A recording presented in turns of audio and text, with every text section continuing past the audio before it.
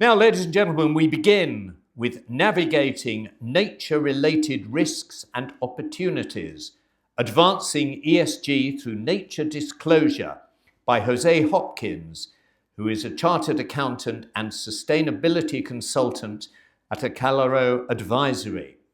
We're pleased to spotlight Jose, a seasoned sustainability and climate risk expert with over 16 years of experience, spanning listed companies, SMEs, and public bodies.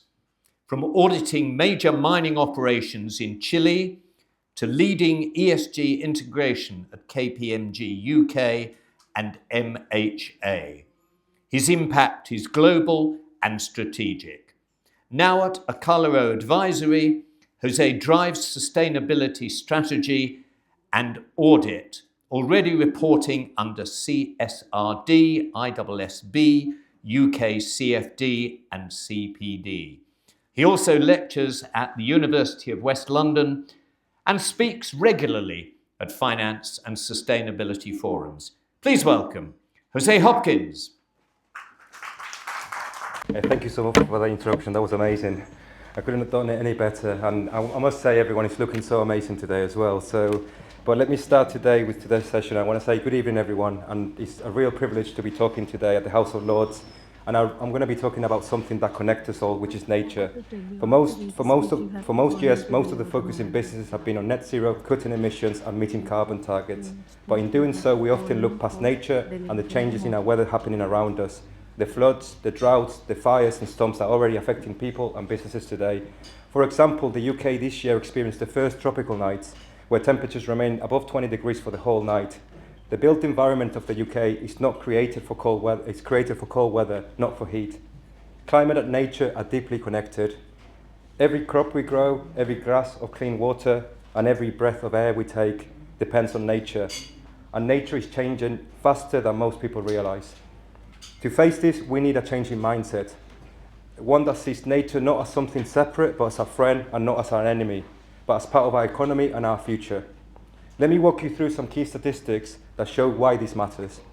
Nearly 9 out of 10 companies now talk about nature in their financial statements, but fewer than 1 in 4 actually do something about it. Around half of big companies already have offices, factories, or suppliers in areas rich in wildlife, which means they face risks they may not even know about. Polar bears are traveling further each year as the ice they hunt on melt earlier. Tigers have lost most of their natural home and now live only in a few parts of Asia. Elephants have fallen by more than 60% in the last 50 years because their land has been destroyed and they're still hunted. Sea turtles are struggling to survive as beaches disappear and our oceans are becoming too warm. And the list goes on. And we all see the growing signs in the ocean too, which is covering plastic. Our coastlines are covering waste, and the rivers, especially in the UK, you can't even swim on them anymore. These facts show one simple truth. When nature suffers, people and businesses suffer too. So the question is, why this matters for businesses? Nature gives us water, healthy soil, food and protection from floods, but we often take it for granted. We only notice it when it fails. Think about it. When forests are cut down, floods get worse and insurance costs rise. When soil becomes weak, crops fail and food prices increase. When rivers dry up or wetlands disappear, factories, farms and power plants stop working. Ignoring nature is like running a company and never fixing the machines.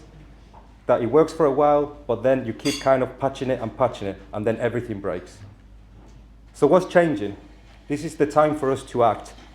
There is a new global framework called the Task Force for Nature-Related Disclosures. I know the acronym, TNFD. This is helping businesses how to really look at nature and how they depend on it and how they affect it. Large companies have already started doing this. For example, HSBC is checking how forest and water stress could affect their loans. Nestlé is investing in soil health to protect the farms it depends on. Kering, which owns brands like Gucci, is looking at how its supply chain affects nature. This is helping these companies see risk early and plan ahead. And the most important thing is I'm not a scientist, and you don't have to be a scientist to act on nature. You just need to ask simple, practical questions. First, where do we depend on nature? Second, where are we at risk? Are our offices, farms, or suppliers in places that face floods, droughts, or deforestation? Third, what would it cost if those natural systems stop working? And fourth, how can we include nature in our strategic plans and reports we already use? It's not about being perfect, it's about getting started. Nature is not separate from the economy, it's part of it. When polar bears lose their eyes, when tigers lose their forests, when turtles lose their beaches, and when plastic fill our oceans, they are all signs that our systems are breaking. We depend on them, and they are significantly under pressure. And as David Attenborough says, nature can recover, and businesses can make that happen. Protecting nature is not just the right thing to do, it's the smart thing to do. Because companies that understand their link to nature risk will be the ones that will be better tomorrow. And I want to thank you, because that's going to be, I'm sorry if it was a bit too intense and negative, but I think we all need to wake up to the situation that's really happening around us. Thank you.